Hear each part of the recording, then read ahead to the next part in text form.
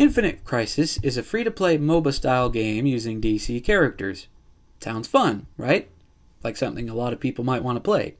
Well, apparently not. It's getting shut down in August, giving it a total of 6 months in open beta. And I have a few theories as to why. First theory is that... Hold on, I gotta check my notes here. First theory is that there are too many MOBAs on the market right now, and that Infinite Crisis, even with its DC characters and all of its giant popular IPs to pull from, just did not separate itself from the pack well enough. There was nothing interesting going on. It had no interesting perspectives. It didn't have too many interesting mechanics. There was stuff like the health pickups and the Doomsday device and the capture points, but it wasn't enough. All those tiny differences in gameplay didn't add up to enough to make it really separate itself from all the other alternatives out there. It just wasn't enough. Because man, there are so many alternatives. The MOBA market is getting ridiculously overcrowded.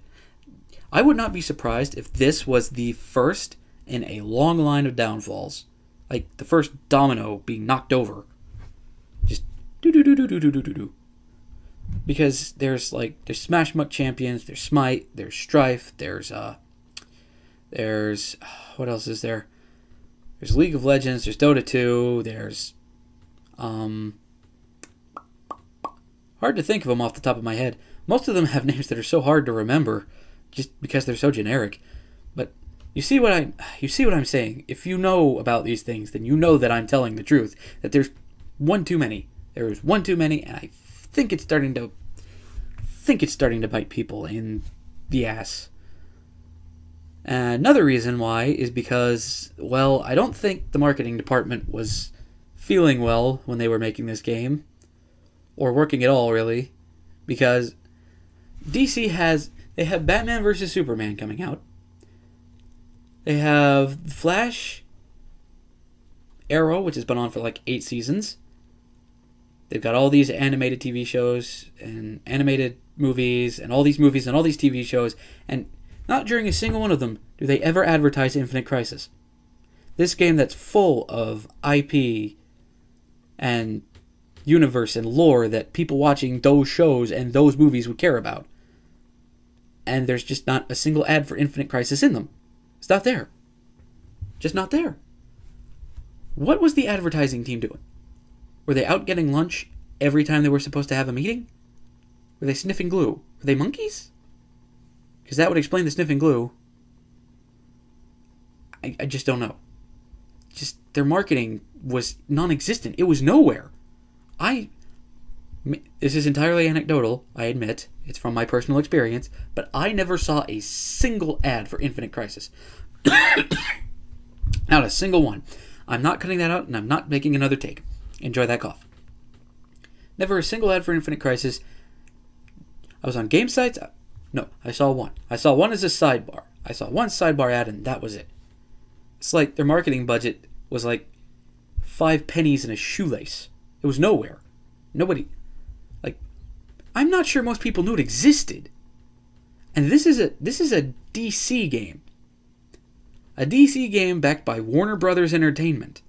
You know, the same people who backed Mortal Kombat X. So, they had the power and they had the money, and they had something on their hands that could have been big. But they didn't do anything. Why not? You have all these... You have the money, you have the power, you have the opportunity, and you don't do anything. Combine that with the fact that the MOBA market was so oversaturated, and you can start to see why it would be kind of hard to find reasons to play it if you can even find it. And then on top of those two things, there was also problem of there were 5 maps when the game launched in closed beta. They closed off 4 of those maps. All the way until now and into the future. Just one map. Just one map. In this game that the people that got into it in closed beta did it mostly Well, the ones that didn't do it for the DC Universe characters did it for the maps, because that was the main thing that set it apart. Most MOBA games only have 1 or 2 maps, if even 2. Most of them just have the 1. So what did Infinite Crisis do? They closed off most of what made them unique.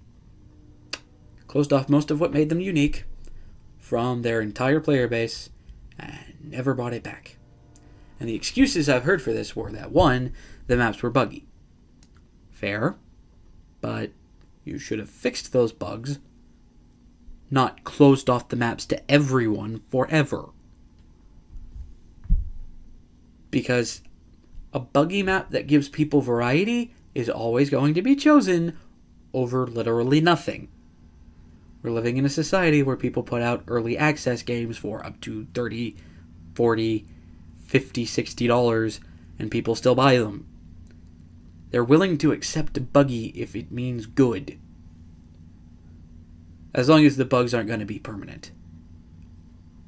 Which they clearly weren't, because you took them down because you were working on them, but that was a mistake. And the other excuse I heard was that they didn't want to split the player base too much. Which, semi-related story. I was playing Gotham City Imposters the other day. It's a mostly dead game, but you go into Team Deathmatch, and everybody's playing that mode. Even though all the other modes are not locked. They should have let the Turbine, the people who developed that game, should have let the players choose which map everyone was going to play. Because if it was really going to end up being a situation where the community was too split, then they all would have gravitated toward one map that everyone enjoyed. It happens in a lot of other games that are almost dead. All the players gravitate towards the one choice that everyone wants to play. And they made so many mistakes. They only made 2 major mistakes. The map thing, admittedly, might have been a symptom and not a source, so I'm going to let that slide. But their two biggest problems were no marketing and nothing to set them apart. Nothing to make them unique. A handful of small gameplay changes which amounted to flavor text. Really. Yeah, it might have made those minute differences might have made things very different at the professional level, but to the casual player, which is what the majority of the market is, surprisingly, it's just flavor text, essentially. It changes things slightly. Turbine and Warner Brothers. Turbine, you needed to make things more unique. And Warner Brothers, you needed to put some actual money into the marketing. Not just throw quarters out the window and hope Turbine catches them. And that's the end of this. I haven't thought of a name yet. If I could keep the show weekly, I'm going to try Weekly Tidbits. That works. It might be good. Let me know if Weekly Tidbits is a good idea for a name. And if it is, I'll try to keep it weekly. Hopefully stuff happens weekly. Game news can be notoriously slow sometimes.